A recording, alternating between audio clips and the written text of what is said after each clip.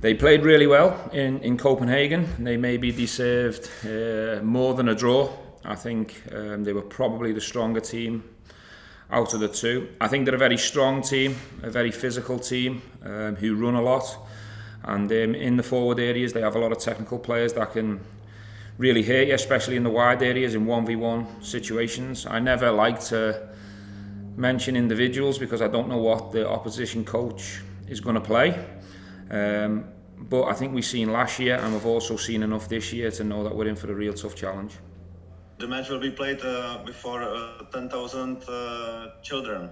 What do you think about this? Do you like that idea that instead of empty stadium there will be kids? I think it's a good opportunity for the kids to see a really important match, and obviously we're responsible for trying to make that game as good as possible, so let's hope it's a good spectacle and an enjoyable game for the kids. But certainly better than it being empty for sure. At least there'll be an atmosphere.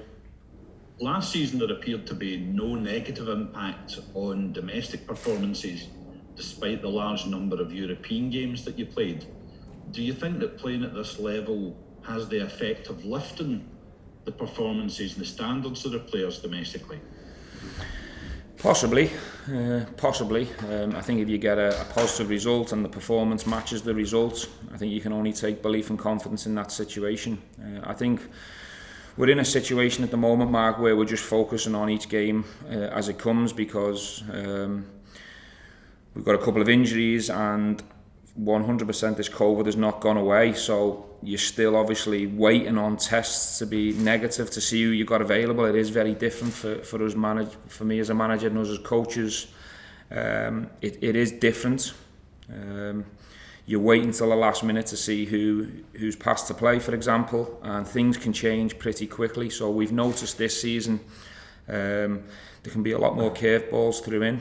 But 100% the first part of your question is, if you can find a performance at this level against a good strong team like Sparta, I'm sure it can only benefit us moving forward. The only thing I'd say, just to add to your question, is there's only one more game left before we have a break in terms of the international break. So we've got two big efforts to give, and then we can sort of regroup, rest and reset, and hopefully have a few more bodies back when we come back after international.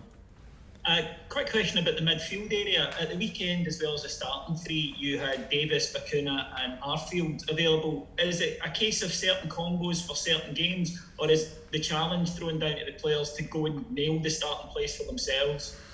Probably a bit of both. I think the shirt in every position is always up for grabs. I think you've got to be in a real good place and perform consistently well to keep hold of it. Having said that, there's enough games where sometimes we do have to offload and change, and in some situations it's horses for courses. You know, who are we up against, what type of midfielder we need to pick. The positive thing for me is I've got good options in that area. Scott missed training yesterday, but he's back available for today's session, so he'll travel with us and come back into the squad. And everyone's fighting in that area for minutes and game time. Stephen Davis is a bit older, for example, so this season we don't want to have to force to play him in every single game. So John being a positive in there the last couple of games will certainly help Davo as well in terms of what level he can give us moving forward. Can I just get a quick injury update first, Stephen? Who's in and who's out of this squad? As it was from the weekend, Scott Arfield will come back into travel with us. Stephen Kelly will come back in and travel with us. They were both outside the squad. Robbie McCrory will come back in and travel with us. But the injury situations, as it was, nothing's changed. Can I just pick up on what you said about Sparta as well, in terms of how they play? In terms of the dynamic of this group, do you see Sparta as being maybe the main rivals to sort of go against each other for qualification in this group? Do you see Leon as maybe the team that may run away with it? Or no, I see it when the group was announced that we've got three rivals and you're fighting and competing for as many points as you can get. I think obviously the teams all come out in different pots, so obviously the bookmakers normally put numbers down and odds in that situation.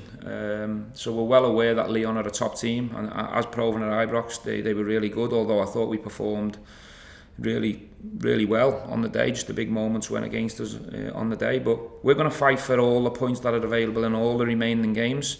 This is obviously a big one because we've lost our first game, so it's important that we try and take something from the game at least.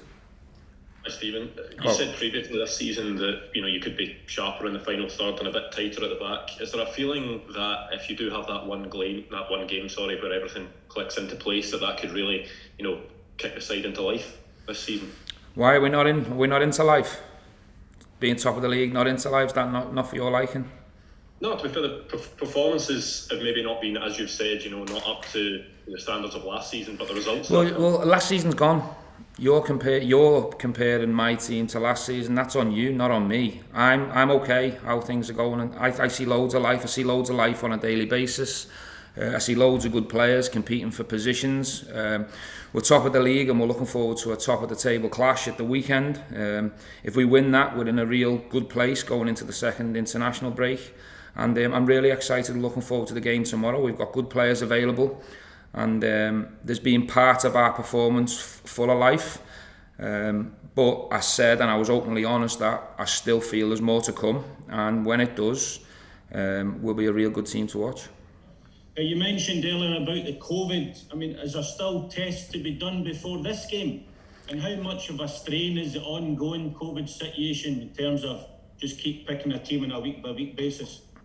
Yeah, I mean, I just finding it really hard to find a settled team. Andrew mentioned that we're not full of life at the moment. The team's changing a lot, whether that be an injury we've picked up, or from the first day of the season when we've reported back, we've had numerous COVID situations where it's been hard to pick the same team and try and find your rhythm and your cohesion, and give people time to play together. It's been really difficult to pick a settled team.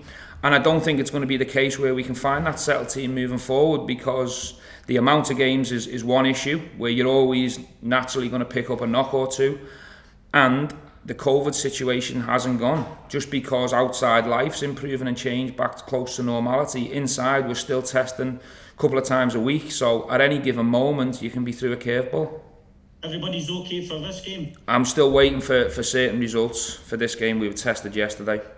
Hi Stephen, there's obviously an unfortunate backdrop to why there'll be 10,000 kids in the stadium tomorrow. I mean, Sparta have had their own issues with racism. Is there any apprehension on your part, given what happened against Slavia and with Glenn going into this game? No. I've spoke to the majority of my players in the last couple of days, and we spoke about the game. And Glenn and Kamar, who were affected from the last game, in a good place, looking forward, both wanting to come and put a performance in for the team. There's no apprehension as far as I'm concerned. I've had assurances that everything's going to be fine, and for me it's just all about focusing on the game, preparing the team in the best way we can, and hopefully it's going to be a real good spectacle, because you've got two good teams who both need these points. So I predict it's going to be a real good game. Do you feel there's been any meaningful progress since the Slavia Prague incident? Well, look, that's out of my control. I think that's for the powers that be. I think everyone involved in the game, yourselves included, we're always looking for improvements. We're always looking for the powers that be to step forward and show leadership on this topic. And we know it's not totally out of the game or eradicated. There's still more work and more education to be put in place. And but in my position, you can only talk and say certain things and push and support. And it's for people who are in higher places than me involved in the game that can only make the difference in the change.